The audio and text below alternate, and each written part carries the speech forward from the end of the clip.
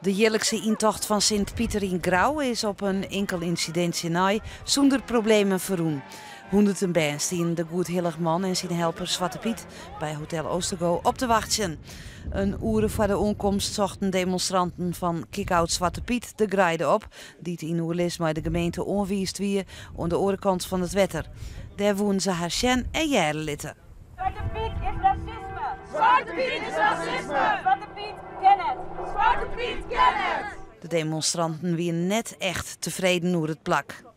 In het dorp is natuurlijk beter west, maar aan de orenkant daar is het echt weer heel nauw. Dus er kan ik iedereen voor de barren gaan staan. Dan moest heel oerenlang uitdenken. En dan had ik dat iedereen dichterop kan zitten, dus dat het spannender kan worden als er dan wel wat in Lauwert gebeurt en een chimpentij komt, dat dan ook. Dus het is in ieder geval iets veiliger, dus dat is fijn. Dus ja, daar ben ik wel blij mee. Hoe dan ook, voor de band wie het jaarlijkse feest er net minder om.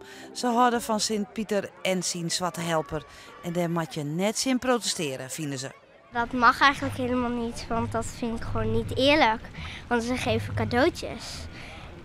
En dat is eigenlijk heel aardig. Op het Halbertsmaplein heet de burgemeester Kronen Sint-Pieter welkom.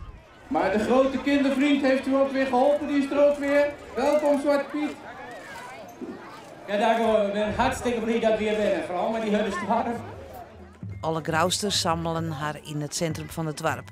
Op het plein waren twee mensen die het publiek bezochten op te ruien, het Zwarte Piet, onopvallend afviert.